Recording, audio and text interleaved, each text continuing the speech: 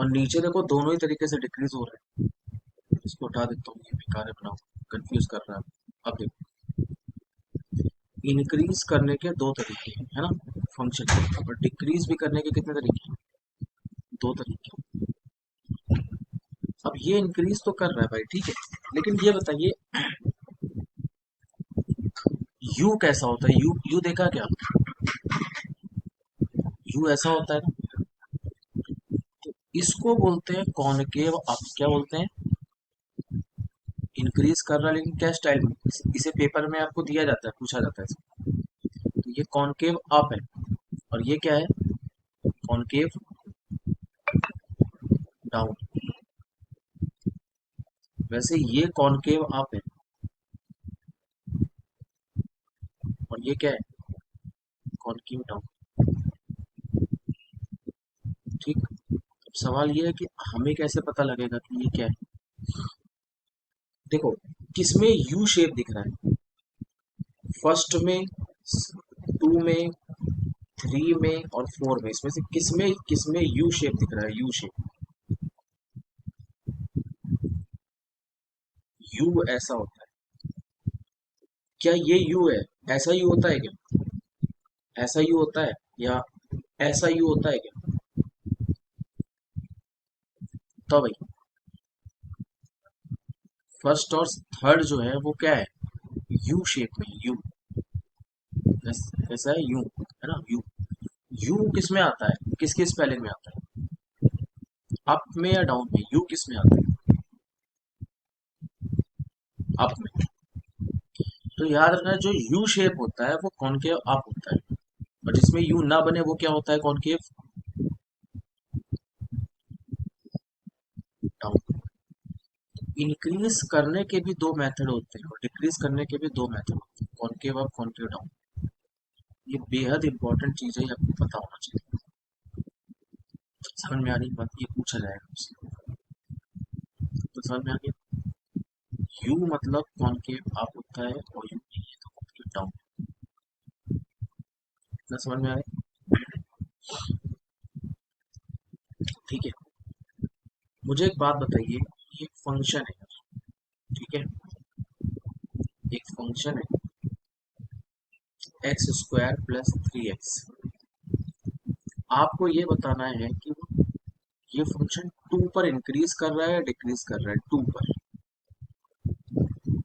ये फंक्शन का ग्राफ बनाए बिना बताओ, ये टू पर इंक्रीज कर रहा है कि डिक्रीज कर रहा है, टू।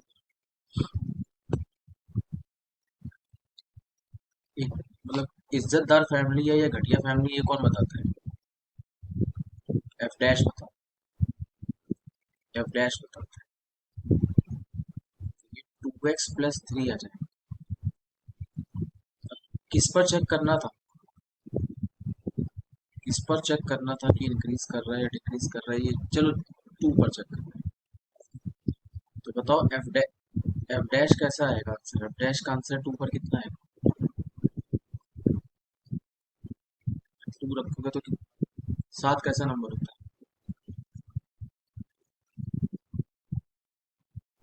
संस्कारी फैमिली, संस्कारी फैमिली। फंक्शन इंक्रीज कर रहा है या डिक्रीज कर रहा है, अगर एफ डैश असिस्टेंट ने बोल दिया पॉजिटिव, बॉस इंक्रीज कर रहा होगा कि डिक्रीज, असिस्टेंट मतलब एफ डैश होता है, एफ बॉस है तो एफ इंक्रीज कर रहा है कि डिक्रीज कर रहा है, पॉजिटिव मतलब क्या साइन, अच्छा साइन है, पॉजिटिव मतलब अच्छा साइन होता है, ठीक। तो टू पर फंक्शन इंक्रीज कर रहा है, लेकिन कैसे इंक्रीज कर रहा है, कॉनकेव अप या कॉनकेव डाउन, इंक्रीज तो कर रहा है, पर कैसे इंक्रीज कर रहा है, कॉनकेव अप की कॉनकेव डाउन, ये कैसे बताओ, पेपर में आएगा तो। आज की क्लास ऐसे आप तो आप मत करो, आपको लगे बेकार क्लास है, भाई इंक्रीज तो बता दिया, पर ऑप्शन में इंक्रीजिंग डिक्रीजिंग का ऑप्शन ही ना होता, ये पूछता कि ग्राफ कॉनकेव अप है इंक्रीजिंग में या क्योंकि इंक्रीजिंग में भी कितने तरीके से इंक्रीज हो सकता है, कॉनकेव अप या कॉनकेव डाउन, दो तरीके से, है ना। कैसे बताओ, समझो ध्यान से, आपको इसका भी असिस्टेंट निकालना पड़ेगा, एफ डैश का असिस्टेंट कौन होता है, एफ डबल डैश। तो बताओ कितना आएगा वो, कितना है? टू। टू कैसा नंबर होता है, पॉजिटिव या negative? F double dash positive आया कि नेगेटिव आया? पॉजिटिव आया। पॉजिटिव, पॉजिटिव मतलब खुशी से अप जाओगे या खुशी से नीचे जाओगे? खुशी से अप हो जाओगे, है कि नहीं? तो समझो ये क्या है, ग्राफ इंक्रीज तो कर रहा है, साथ ही साथ क्या है, ये बॉस हमारा इंक्रीज कर रहा है टू पर, क्योंकि एफ डैश पॉजिटिव है। और साथ ही कैसे इंक्रीज कर रहा है, कॉनकेव अप से इंक्रीज कर रहा है। ठीक, यानी अगर किसी पॉइंट पर F double dash, F dash का भी असिस्टेंट यानी एफ डबल डैश क्या आ जाए ये पर, पॉजिटिव, तो ग्राफ आपका क्या होता है, चाहे इंक्रीज करे चाहे डिक्रीज करे, कॉनकेव अप होता है। और अगर डबल डिफरेंशिएशन क्या आ जाए, निगेटिव, तो ग्राफ क्या होता है? तो आप जंप नहीं करोगे अप की तरफ, ऊपर की तरफ जंप मत करना, बल्कि नीचे आपका चेहरा हो जाएगा, निगेटिव आ। ठीक, इधर देखो, इधर देखो, ये भी लेक्चर रिकॉर्ड कर रहा हूँ, ठीक है, और पहले वाले सारे तीनों डाल दिए। ये बताओ साइन का ग्राफ जीरो से पाई बाय टू में इंक्रीज कर रहा है कि डिक्रीज कर रहा है?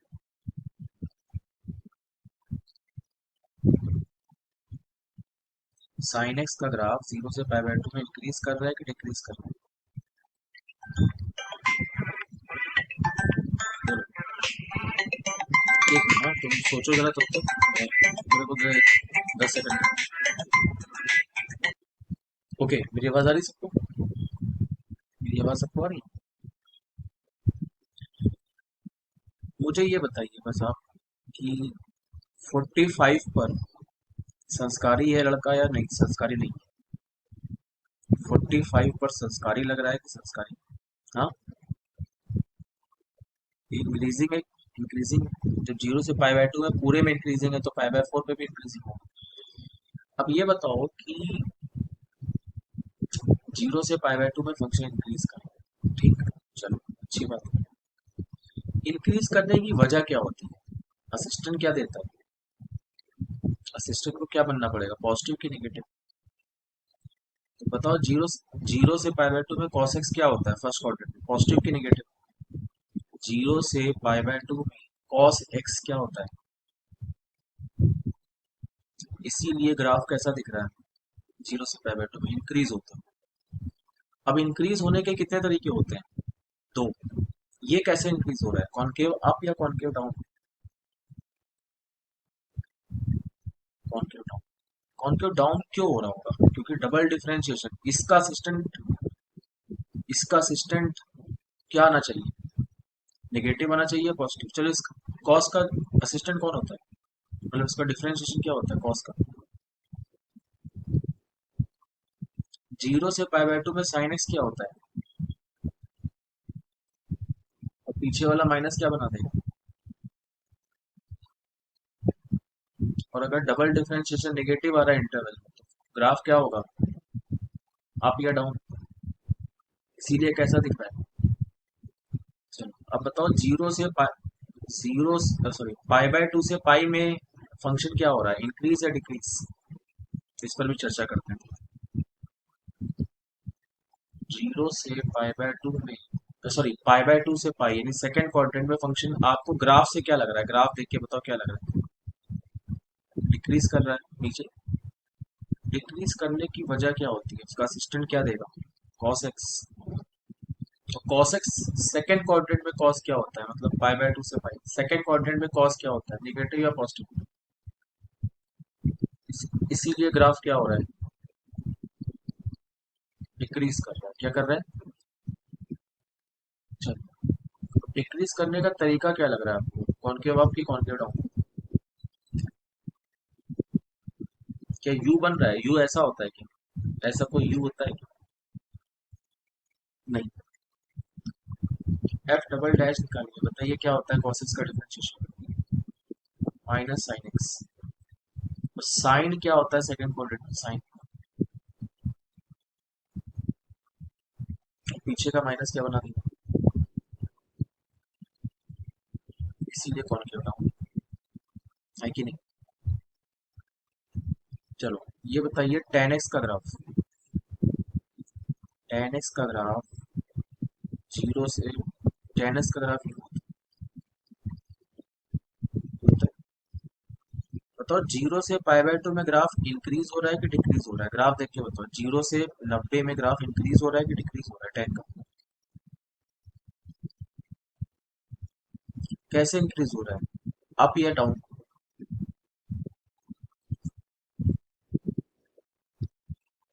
प्रूफ क्या है इसका? एफ कितना है? 10x। तो एफ डैश कितना हो जाएगा? Sec square x. स्क्वायर हमेशा क्या होते हैं? यानी फंक्शन क्या हो रहा है, इंक्रीज या डिक्रीज? एफ डैश पॉजिटिव मतलब फंक्शन इंक्रीज कर रहा है। अब कॉनकेव अप या कॉनकेव डाउन कौन बताता है? एफ डैश का भी असिस्टेंट, ये कौन? याद करिए, सेक स्क्वायर एक्स का differentiation, chain rule. Chain rule, chain rule क्या होता था? किसकी बेइज्जती करेगा? सेक एक्स की। उसको ऐसे ट्रीट करेगा जैसे एक्स स्क्वायर का डिफरेंशिएशन। एक्स स्क्वायर का डिफरेंशिएशन क्या होता है याद है? पावर जाती है पीछे और एक पावर क्या कर देती है, कम। टू की जगह वन लिखना होता है। तो बताओ, सेक की बेइज्जती करो, पावर, सेक को एक्स मान लो आप, सेक एक्स को एक्स मान लो, क्या हो जाएगा डिफरेंशिएशन? टू। और फिर इज्जत करो, सेक एक्स की इज्जत करोगे तो कितना, उसका डिफरेंशिएशन क्या होता है? अभी तो टू पॉजिटिव है और सेक स्क्वायर एक्स भी पॉजिटिव है, लेकिन second quadrant, sorry first quadrant में टेन क्या है, वो भी पॉजिटिव है। भाई फर्स्ट, जीरो से पाई बाय टू में ये पॉजिटिव, ये पॉजिटिव, ये पॉजिटिव, टू भी पॉजिटिव, सब पॉजिटिव, तो एफ डबल डैश क्या आ रहा है? पॉजिटिव। और डबल डिफरेंशिएशन पॉजिटिव मतलब क्या? जंप करोगे खुशी से, यानी कॉनकेव अप हो जाओगे, ऊपर की तरफ जंप करो, तो क्या हो जाएगा कॉनकेव, इसीलिए कैसा दिखता है। तो मैंने आपको ये बताया कि जो ग्राफ हम लोग बचपन से बनाते थे, उसकी वजह क्या है, क्यों ऐसे ग्राफ, हर चीज का एक लॉजिक। ठीक, समझ में आ रही बात? चलो, ये सारी चीजें में सवाल पूछे जाते हैं, कौन के और कौन के डाउन, उसको पता होता है जवाब देता है। ठीक है, देखो यार, ये ग्राफ है, ये ग्राफ किसका होता है बताओ?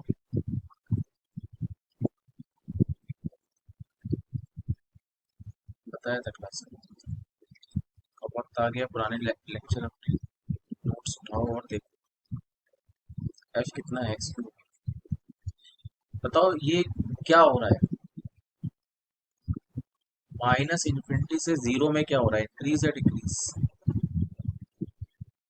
माइनस इन्फिनिटी और, और जीरो से इन्फिनिटी में क्या हो रहा है?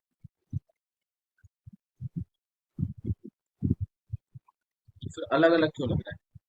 इंक्रीज तो दोनों में हो रहा है, तो अलग क्यों लग रहा है? क्योंकि जीरो से आगे क्या है, कैसा शेप बन रहा है, यू। और जीरो से पीछे कैसे शेप बन रहा है, यू। हाँ या ना? जिस पॉइंट पर फंक्शन की कॉन्केविटी बदलती है, किस जगह पे कॉन्केविटी चेंज हो जा रही है, उसका कॉन्केविटी का नेचर कहाँ बदल रहा है, उस पॉइंट को क्या नाम दिया जाता है, पॉइंट ऑफ इन्फ्लेक्शन। जहाँ पे कॉन्केविटी बदल जाती है उसे क्या बोला जाता है, पॉइंट ऑफ इन्फ्लेक्शन। और पॉइंट ऑफ इन्फ्लेक्शन पर, कॉनकेव अप पर बताओ डबल डिफरेंशिएशन कितना आता है कॉनकेव अप पर? पॉजिटिव, यानी कॉनकेव अप। डबल डिफरेंशिएशन अगर निगेटिव आ जाए तो क्या दिखाता है? निगेटिव मतलब जंप नहीं करेगा ऊपर की तरफ। लेकिन अगर डबल डिफरेंशिएशन जीरो आ जाए, तो समझ जाओ वो पॉइंट क्या है, समझ जाओ वो पॉइंट क्या है, पॉइंट ऑफ इन्फ्लेक्शन। चलो, अब सुनना भाई, डबल डेरिवेटिव टेस्ट बताओ। ये कोई गारंटी नहीं है कि एफ डबल डैश जीरो आ जाए तो क्या हो जाएगा, पॉइंट ऑफ रिफ्लेक्शन आ जाए, कोई जरूरी नहीं। ठीक है? क्योंकि यहाँ पर एक बहुत जबरदस्त कॉन्सेप्ट आता है, उसे क्या बोलते हैं, क्या बोलते हैं, nth, ये सबसे इम्पोर्टेंट चीज इस चैप्टर की, nth डेरिवेटिव टेस्ट। कब लगाना है आपको, सिर्फ तब अप्लाइज, कब, ओनली इफ, जब डबल डिफरेंशिएशन क्या आ जाए, किसी पॉइंट पर क्या आ जाए, जीरो, क्या आ जाए, जीरो। तो क्या लगता है फिर, क्या लगता है फिर, क्या लगता है भाई, nth डेरिवेटिव टेस्ट। ठीक है, चलो बताओगे कोई मुझे कि क्या होता है पॉइंट ऑफ इन्फ्लेक्शन। चलो सुनना भाई ध्यान से, एक ग्राफ दिखाता हूँ, पूरी कहानी क्लियर हो। ठीक है, ये बताओ ये साइन क्या हो रहा है, जीरो से पाई बाय टू में इंक्रीज या डिक्रीज।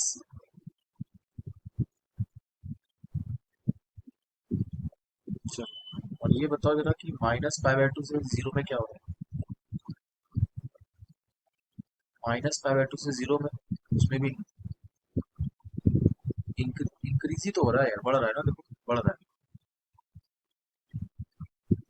फर्क क्या है दोनों,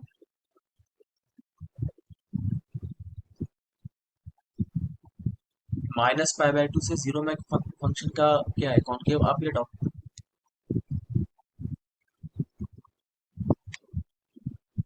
माइनस पाई बाय टू से जीरो में क्या लग रहा है मुझे, कॉनकेव अप, यू शेप है या यू शेप नहीं है, कॉनकेव अप है। और ये बताओ जीरो से पाई बाय टू में यू शेप दिख रही है क्या, यू शेप, क्या यू शेप दिख रही है, जीरो कैसा पॉइंट हो गया, पॉइंट ऑफ इंटरसेक्शन। अब बताइए साइन एक्स का डिफरेंस, साइन एक्स को अगर मैं एफ लिखूं तो एफ डैश कितना होगा,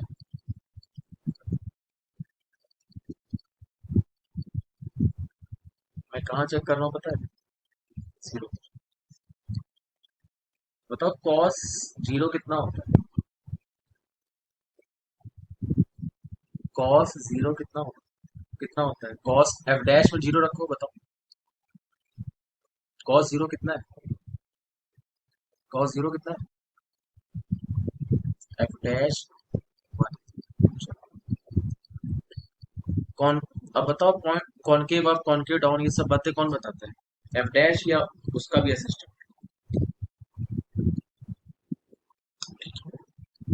अब बताइए एफ डबल डैश कितना है, एफ डबल डैश पहले बताओ कितना, और उसमें क्या, किस पॉइंट को चेक करना है, एक्स इक्वल टू क्या, जीरो, कितना आया, कितना आया,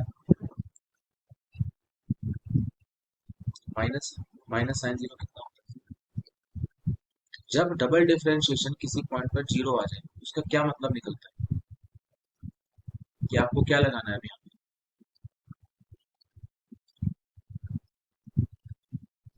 nth डेरिवेटिव टेस्ट।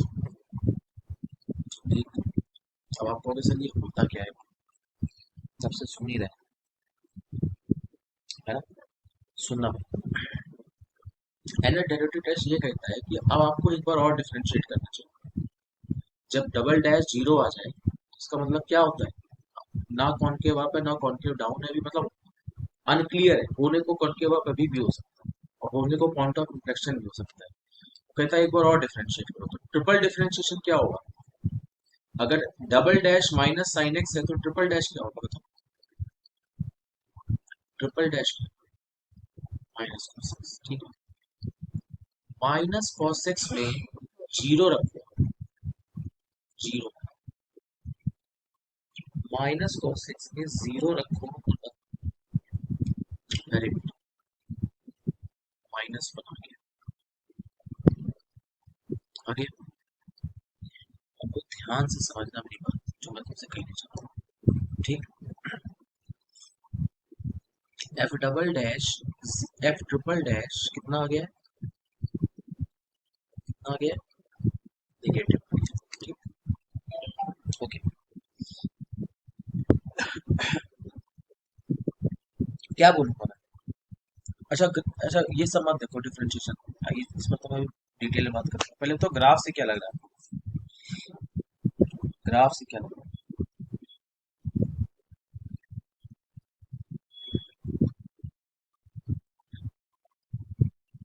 ग्राफ से क्या लग रहा है,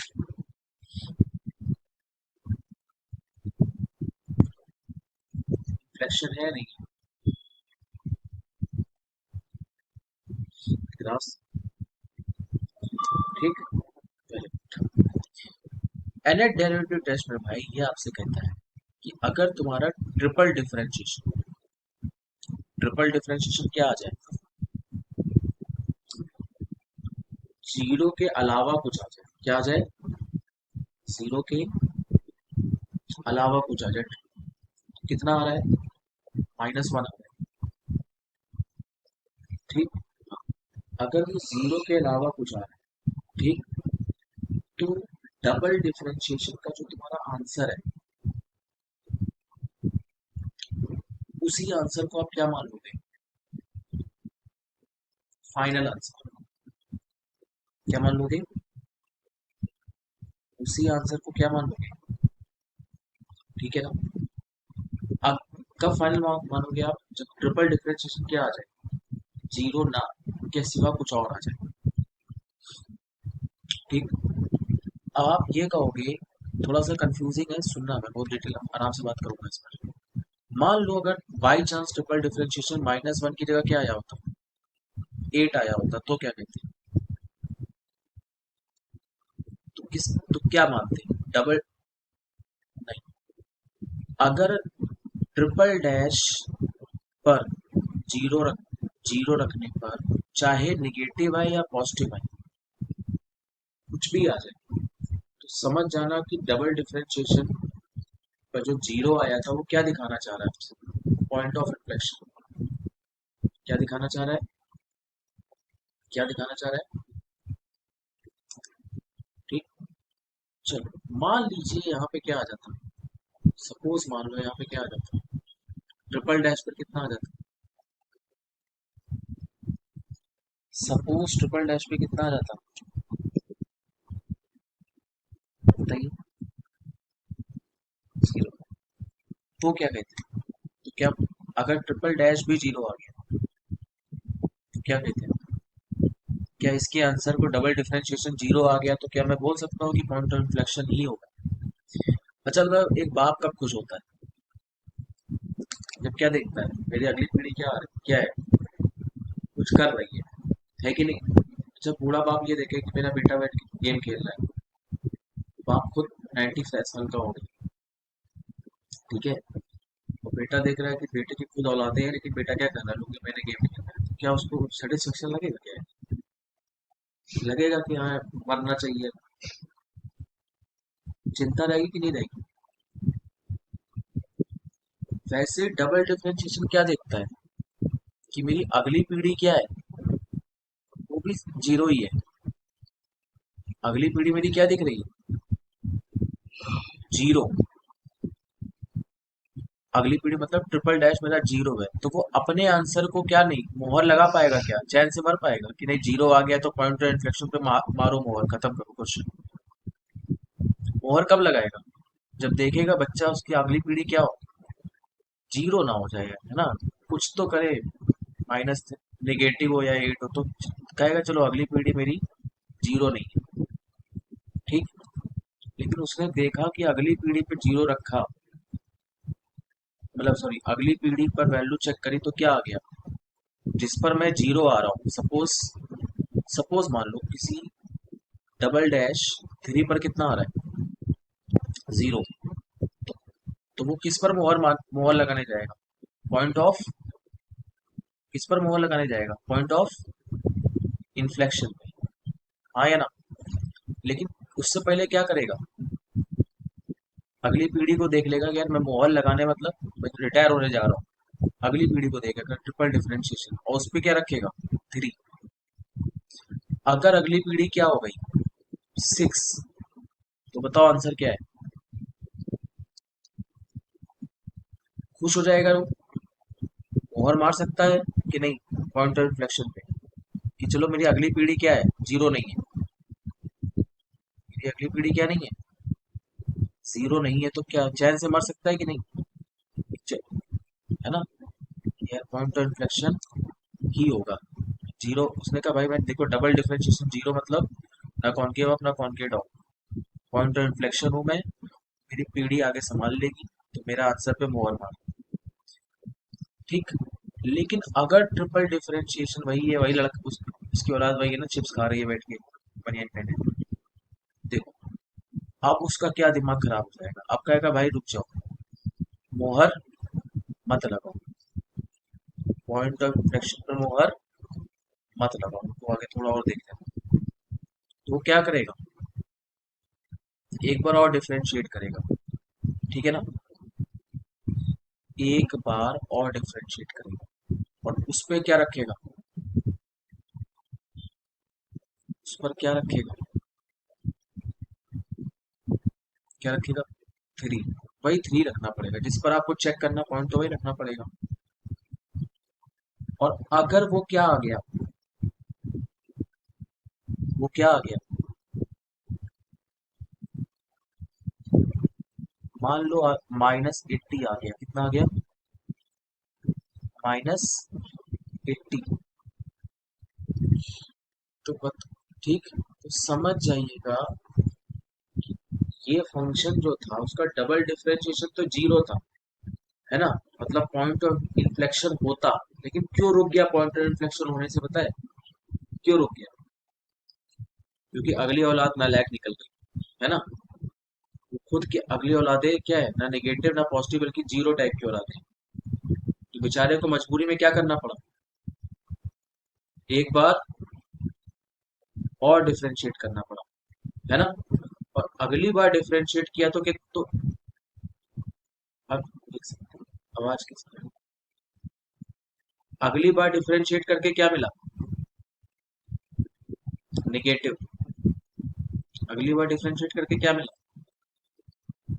अब ठीक, पॉइंट एक्चुअली में क्या आ गया, निगेटिव, डबल डिफरेंशिएशन निगेटिव आने पर क्या होता है, डबल डिफरेंशिएशन निगेटिव, निगेटिव आने पर क्या होता है पॉइंट,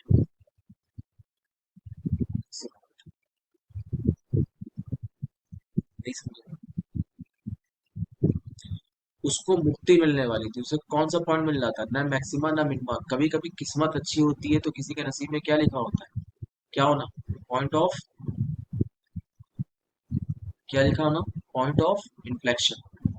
तो डबल डिफरेंशिएशन अगर जीरो आ गया तो किस, तो किस्मत में क्या लिखा होता है, पॉइंट ऑफ इन्फ्लेक्शन होना लिखा होता है, बस बशर्ते उसकी औलादे क्या हो, सही हो। और अगर उसकी किस्मत खराब होगी तो उसकी औलाद जीरो निकलेगी, तो फिर वो क्या, फिर उसका आंसर ये नहीं देगा, मोहर नहीं लगा पाएगा, फिर वो क्या करेगा, एक बार और डिफरेंशिएट लग करेगा। और टू और फोर एक जैसे होते हैं, इवन नंबर, तो फोर का डिफरेंशिएशन बाई चांस अगर क्या आ गया, नेगेटिव, तो वो क्या कहेगा, यार उम्मीद थी पॉइंटर इन्फ्लेक्शन होने की, पर होगा क्या, नेगेटिव, याद है, नेगेटिव मतलब क्या होता था, मैक्सिमा, और पॉजिटिव क्या होता था, मिनिमा होता था। तो क्या डबल डिफरेंशिएशन जीरो होने से गारंटी मिलती है कि पॉइंट की थ्री जो है वो पॉइंट ऑफ इन्फ्लेक्शन होगा, क्या गारंटी मिलती है, नहीं मिलती। गारंटी कब मिलती है, जब बेटे कैसे हो, जीरो ना हो। खैर अब आता हूँ मैं, ये होता है nth डेरिवेटिव, ये क्या होता है, nth डेरिवेटिव टेस्ट होता है, हाँ या ना। अच्छा, मान लो फोर्थ, फोर, एक F4 एक फंक्शन है, वो भी कितना आ गया, F4 पर 3 रखने पर कितना आ गया? मान लो क्या आ गया? 0। अब क्या लगता है आपको? ये क्या पॉइंट? अब किसकी उम्मीद दोबारा आ गई? किसकी उम्मीद दोबारा आ गई? Point of inflection. बस वो क्या उम्मीद करेगा भगवान से कि मेरी अगली औलादे क्या हो? 0 ना हो। एक बार और डिफरेंशिएट करना और 3 रखना, और मान लो औलाद कैसी आ गई? 0 नहीं आई, मतलब कुछ और आ गई। समझ जाओ अभी, समझ जाओ क्या क्या हो गया वो 3। 3 क्या हो गया बोलोगे? Point of inflection. चलो मुझे आप अब इसी कहानी के हिसाब से बताओ कि 0 पॉइंट ऑफ इन्फ्लेक्शन क्यों है? डबल डिफरेंशिएशन पे 0 रख के कितना आ रहा है?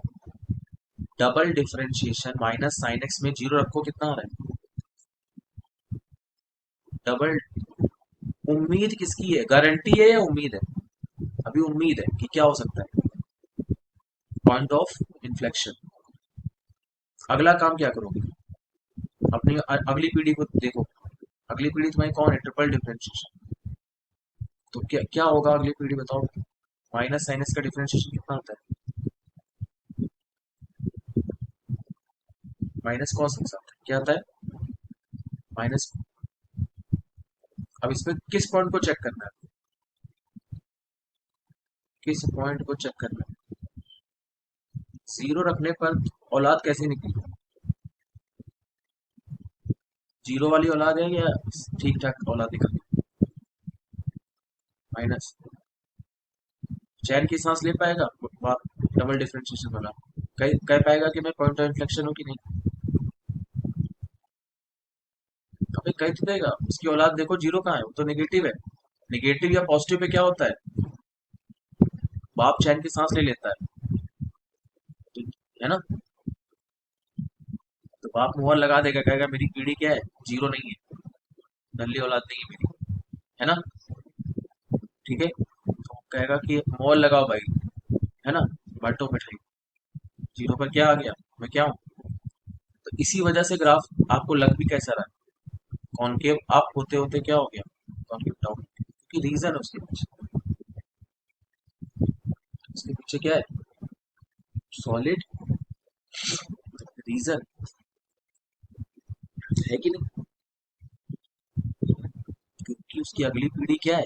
निगेटिव आ रही है। निगेटिव या पॉजिटिव आने पर डबल डिफरेंशिएशन को दोबारा डिफरेंशिएशन करने की नौबत नहीं आती, है कि नहीं? ये क्वेश्चन दो एन डेरिवेटिव पे, ये सब आएगा भाई पेपर में। एक फंक्शन है उसका, एक फंक्शन है, सुनना ध्यान से उसका। ठीक है, जो 8 पर 0 देता है। 8 पर 0 मतलब क्या हुआ? कैसा पॉइंट है? Critical point. कैसा पॉइंट है?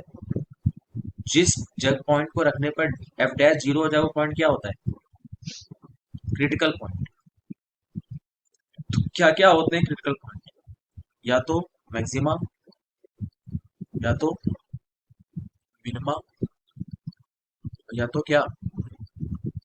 पीओआई। पीओआई मतलब, तो आपने उस पर डबल डिफरेंशिएशन का फंक्शन निकाला, एक अलग फंक्शन आ गया, उसमें भी 8 8 को रखा। ठीक। और 8 पे क्या आ गया आंसर? 17। तो बताओ ये कैसा पॉइंट था 8? मैक्सिमा, मिनिमा या पॉइंट ऑफ इन्फ्लेक्शन? क्या आपको आगे अपनी अगली पीढ़ी को देखना है? नहीं।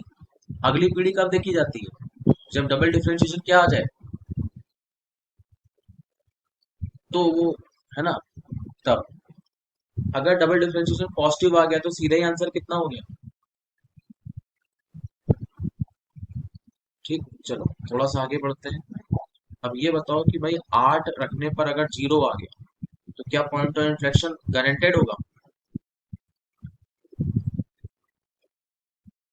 8 रखने पर अगर 0 आ रहा है डबल डैश, तो क्या पॉइंट ऑफ इन्फ्लेक्शन गारंटेड होगा?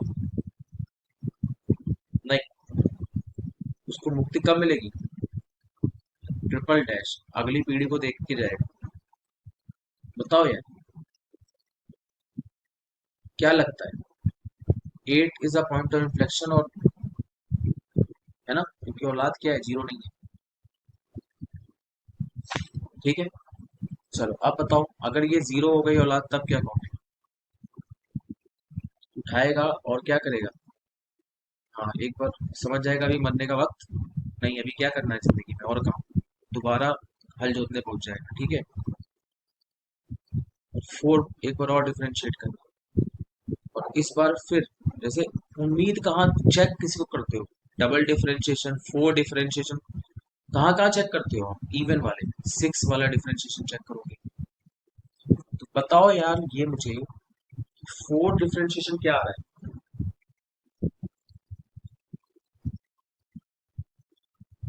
तुम्हें क्या पता है, मैं बताता हूँ।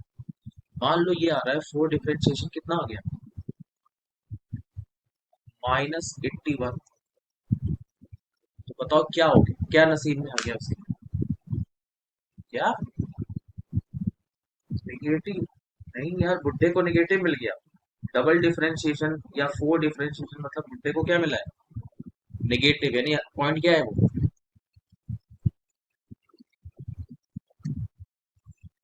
ठीक है ना, वो कहेगा मेरी किस्मत में जीरो था, पर औलाद ने मेरे वो मौका क्या किया, छीन लिया। और अगली बार मैं जब अगले इवेंट पर आया, मतलब सेकंड के बाद अगला इवेंट क्या होता है, फोर, उसके बाद क्या होता है, सिक्स। तो अगले इवेंट में क्या आ गया उसके? शनि देव बैठ गया, मतलब उन्होंने क्या बना दिया, दोबारा जीरो बनने का मौका नहीं दिया, बल्कि क्या बना दिया, नेगेटिव। हाँ या ना? कंफ्यूजिंग है, थोड़ा सा समझ में ना है, पूछ लो मुझसे।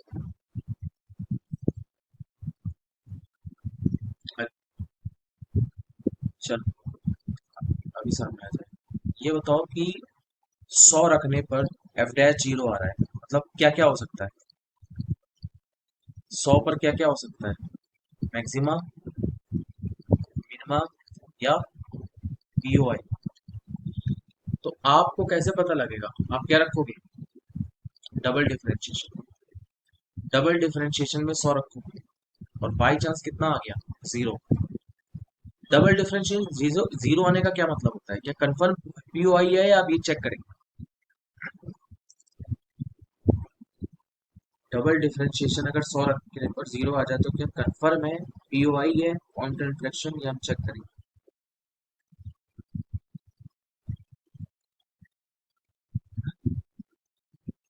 कंफर्म नहीं होता है, चेक करो, है ना? चेक करो। चेक कैसे करोगे? अगली पीढ़ी, डबल डिफरेंशिएशन की अगली पीढ़ी कौन होती है, ट्रिपल डिफरेंशिएशन। मान लो ट्रिपल डिफरेंशिएशन, मान लो कि मैं ऐसे ही फर्जी बोल रहा हूँ, मान लो ट्रिपल डिफरेंशिएशन कितना आ गया, जीरो। क्या मोहर मार पाएगा पीओआई पर? औलाद कैसी हो गई, नालायक, जीरो औलाद है, तो क्या मोहर लगेगी क्या पॉइंट ऑफ इन्फ्लेक्शन? नहीं लगेगी। तो इस बात को दोबारा मेहनत करनी पड़ेगी, और किस पर जाना पड़ेगा, अगले डिफरेंशिएशन पर, मतलब किस पर, फोर्थ पर। अब जितने इवन होते हैं वो आपको आंसर बता सकते हैं, इवन मतलब आंसर मिल सकता है, तो फिर वापस से 100 रखना। जीरो आ गया, यानी फिर इवन पर जीरो, मतलब इवन मतलब मोहर लगाने वाला आंसर। तो किस पर मोहर की चांस लग रही है? अगर इवन, जैसे टू डिफरेंशिएशन, फोर डिफरेंशिएशन, ये जीरो आ जाए तो समझ जाना किसकी उम्मीद है, पीओआई की उम्मीद है। पर पीओआई पर मोहर लगाने से पहले आप हमेशा क्या करते हो, अपनी पीढ़ी को चेक करते हो। तो क्या करना पड़ेगा, फिफ्थ को चेक करोगे। फिफ्थ पर, फिफ्थ डिफरेंशिएशन पर 100 रखा, और आपको क्या मिला, जीरो। क्या मैं पीओआई बोल सकता हूँ? क्या मैं पीओआई बोल सकता हूँ? नहीं, क्योंकि यार फोर एक इवन नंबर था, उस पर जीरो आ गया तो खुशी की लहर बुड्ढे के दिमाग में आएगी कि चलो मैं रिटायर हो सकता हूँ।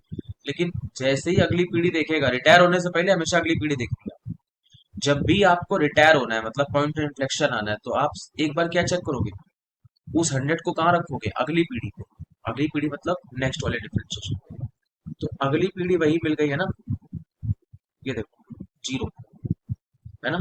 औलाद उसका वही टकला है, पानी बतासे खा रहा है करके बाहर खड़े हो, फिर क्या हो उसका, क्या करना चाहिए उसको? शांति से तो नहीं मर सकता है, फिर उसे क्या कहेगा, यार मैं पीयूआई नहीं बनूंगा, मैं एक बार और मेहनत करूंगा। दोबारा डिफरेंशिएट करोगे तो 5 के बाद क्या आता है, सिक्स। सिक्स डिफरेंशिएशन एक इवन नंबर होता है, इसमें फिर एक चांस है क्या होने का, इसका आंसर ही फाइनल आंसर हो जाएगा, ठीक। और जीरो आ गया, तो फिर किसकी उम्मीद है, पीयूआई की।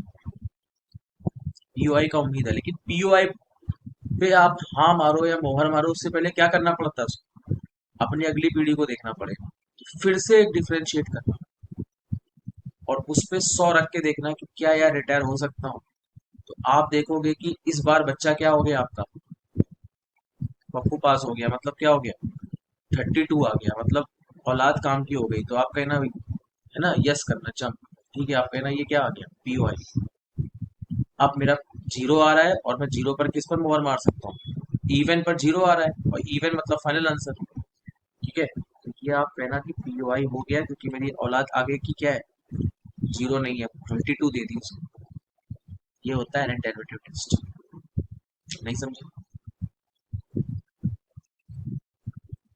ठीक। इसको बार बार सुनना, ठीक है, लूप, ठीक है भाई, क्लियर है कि नहीं,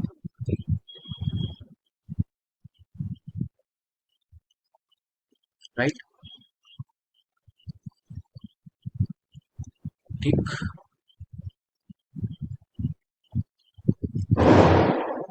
ओके,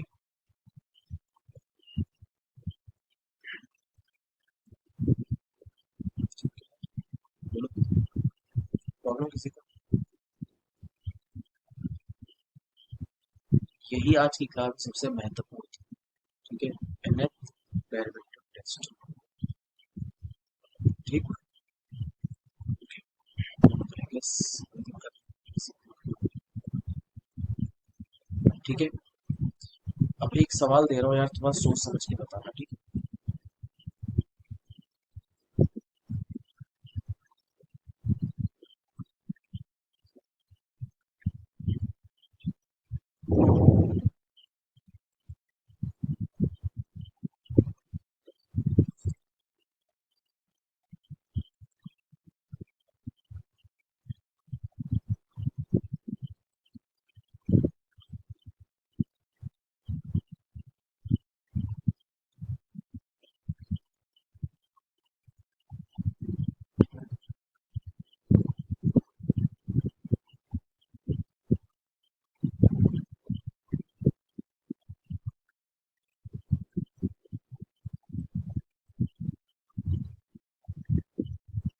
चलो मुझे ये बताओ कि एक फंक्शन है, ठीक है, एक फंक्शन है x cube minus 6x² plus 11x-6, ठीक। आपको चेक करना है कि टू पर क्या हो रहा है, पॉइंट ऑफ इन्फ्लेक्शन है, मैक्सिमा है, मिनिमा है, क्या हो रहा है, ट्राई करो, इसकी क्लास फिनिश करते हैं आज की। एक बार जरा बताइए मुझे क्या लग रहा है, एफ डैश निकालो पहले, एफ डैश कितना आएगा बताओगे, कितना आएगा एफ डैश, कितना है, कितना आएगा, अब इस पर टू रखो,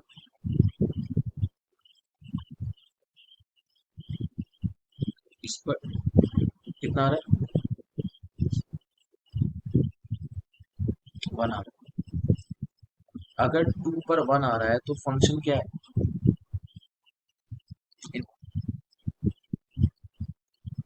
अच्छा माइनस, अगर माइनस वन आ रहा है तो फंक्शन क्या हो गया, निगेटिव आ रहा है, मतलब फंक्शन टू पर डिक्रीज कर रहा है कि इंक्रीज कर रहा है, क्या टू पॉइंट इन्फ्लेक्शन हो सकता है, या मैक्सिमा या मिनिमा हो सकता है, नहीं, क्योंकि point of inflection maxima minima सिर्फ तब होते हैं जब उसको रखने पर कितना हो जाए डैश, जीरो, ये कुछ भी नहीं है। ये क्या है? टू क्या होता है? दुनिया में चार ही, सॉरी, दुनिया में चार ही पॉइंट होते हैं। या तो पॉइंट क्या हो रहा होता है, इंक्रीज, या तो डिक्रीज, या तो मैक्सिमा, और या तो आपको, अगर सर पॉइंट ऑफ इन्फ्लेक्शन भी तो सिखाया था आपने। पॉइंट ऑफ इन्फ्लेक्शन क्या होता है? इंक्रीजिंग में होता है या तो किस में होता है? डिक्रीजिंग में होता है। वो कोई अलग से पांचवा पॉइंट नहीं होता है। वो कोई पांचवा पॉइंट नहीं होता है। तो क्या होता है, इंक्रीजिंग होता है या डिक्रीजिंग? चलो बताओ क्या तो इंक्रीजिंग या डिक्रीजिंग में चांस किसका हो सकता है पीओआई, गारंटेड नहीं है, हो सकता है, मे बी क्या आ जाए, पीओआई आ जाए। ठीक है ना? मे बी पीओआई आ जाए। चलो यार बताओ, डबल डिफरेंशिएशन कितना आएगा?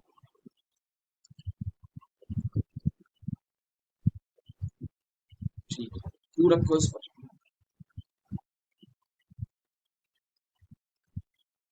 क्या बात है, अगर डबल डिफरेंशिएशन जीरो आ जाए तो भुट्टे की किस्मत में क्या आ सकता है? टू पर क्या आ सकता है? गारंट गारंटेड है? Yes, may be.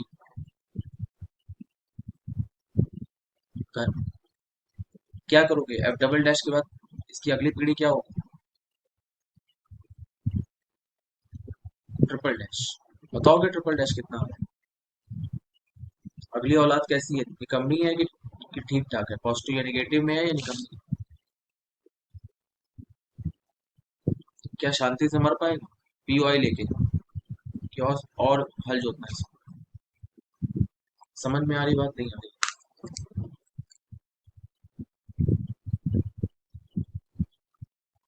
क्लियर हो गया?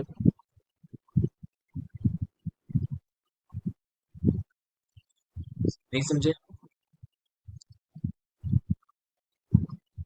ठीक है, तो अब आप एक काम करो यार, मार्स ऐप पे सवाल लगाओ, ठीक है? मैं तुम्हें पूरा रोड मैप बता सकता हूँ, जेई निकलने का तुम्हारा। तुम ट्रिग्नो पकड़ लो, ट्रिग्नोमेट्री और आईटीएफ। ये हम लोगों ने बहुत जबरदस्त तरीके से किया। अगर आपने नोट्स बनाए होंगे उसको पढ़ो, कॉपी के नोट्स पढ़ना, नेट से मत पढ़ो। उठा लो इसका पीवाई की। ठीक, 12 नंबर है यहाँ से आएगा, पक्का आएगा। इन दोनों चैप्टर से तीन क्वेश्चन आते हैं आपके। इलिप्स हाइपरबोला आपने मस्त पढ़ा हुआ है, और पैराबोला, है ना? बिल्कुल चिपक के लगा लो इसको, ठीक है? लिख के दे रहा हूँ मैं, कम से कम दो क्वेश्चन इससे आते हैं, कम से कम दो, नहीं तो तीन भी आ सकते हैं। फिर भी दो तो आएंगे ही आएंगे, मतलब 8 नंबर होगा इधर से।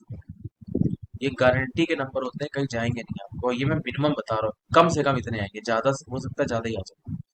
12 8 कितना हो गया?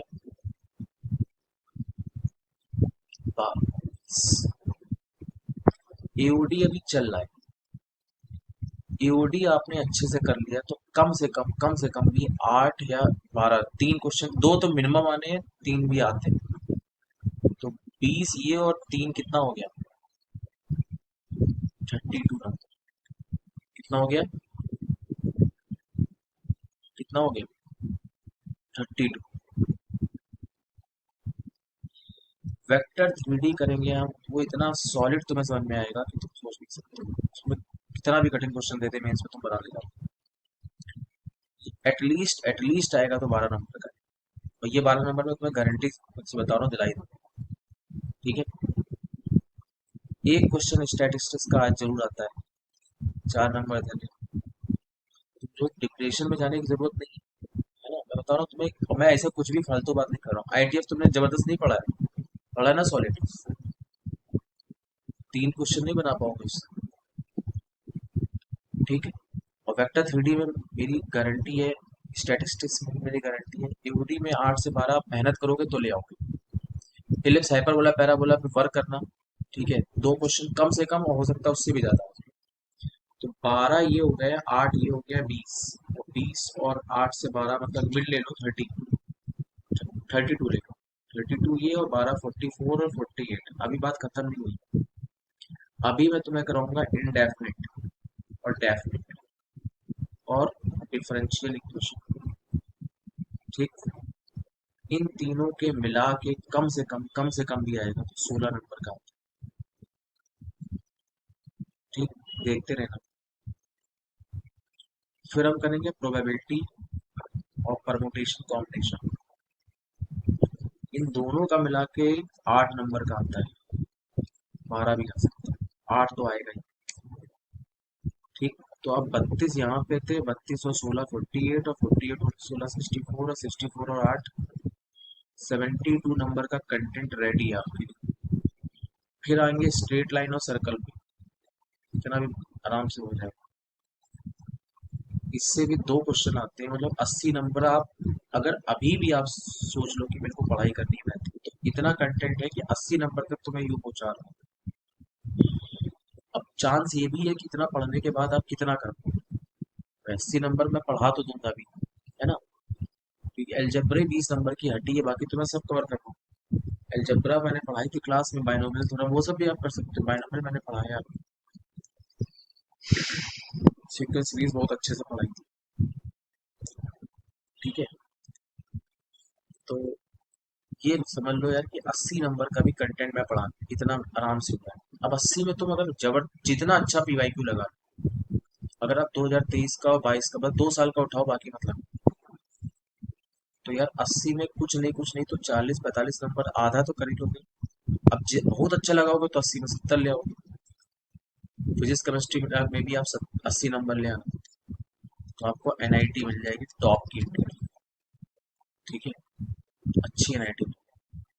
ठीक, आराम से जिंदगी सेट हो जाएगी। नहीं तो क्या कर सकते हो आप, इस 1 महीने आप क्या करो, है ना, तुक्का लगाओ, साड़ी पहन के घर ठीक है बैठ के ऊपर चढ़ के, और उससे क्या होगा कि आप यहाँ पे क्लास करो, भूल जाओ अगले दिन का, नया चैप्टर शुरू हो, गाली दो मुझको 24 घंटे। ठीक है, तो जब सेलेक्ट नहीं होगे तो आप किसी को तो गाली दोगे ही, तो आप गाली देते हो। उससे क्या होगा कि आप अल्टीमेटली आप पेपर देखोगे तो आपकी सर से सीन गायब हो जाएगी। कहोगे बड़ा टफ पेपर आया। पेपर टफ नहीं आया, आप पेपर को हलवा समझ गए थे, ये आपकी प्रॉब्लम। जो नेट पे अवेलेबल है 2022 और 2023, तो कम से कम 2021 3 साल का क्वेश्चन पेपर की। मैं कह रहा हूँ कि इसी इससे सरल नहीं आता है पेपर, तो आराम से बैठ जाओ उसको लगाओ। आज समय है, मौसम सही है, बैठ जाओ अपना, अब पेन पहन के शुरू हो जाओ। इतने गिने हुए चैप्टर तो कर सकते हो। थेलिस हाइपर बोला तो मस्त समझ में आया है ना, समझ में, पैरा बोला भी समझ में आया है, पढ़ो लगाओ उसको। भूल जाओगे तब पढ़ोगे क्या, जब एलिस हाइपर बोला पैरा बोला कि सारी प्रॉपर्टी याद नहीं रहेंगी तब पढ़ोगे। ऐसे तो हर चैप्टर पढ़ते रहो एवढी भूल जाना। अगला जब हम पढ़ेंगे वेक्टर थ्योरी तो ये आपके पास 80 नंबर का कंटेंट रेडी है। तुम अगर ठीक ठाक काम कर ले जाओ ना तो आराम से 50 55 60 ला सकते हो।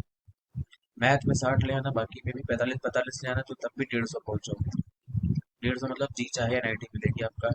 ठीक है, आपका कैरियर सेट है लाइफ, अमीर इंसान की तरह जिंदगी जियोगे। ठीक है, जो लड़कियां वो भी। एक सवाल लगाओ। ठीक, अब सब में तुम पे छोड़ो, मेरा काम बताना था मैंने बता दिया। कंटेंट को यूज करो। स्टार्टिंग में टॉपिक मतलब,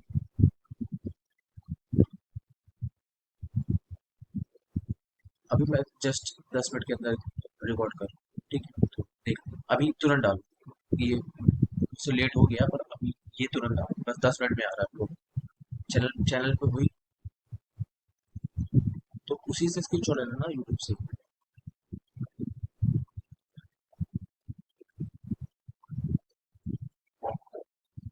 चलो।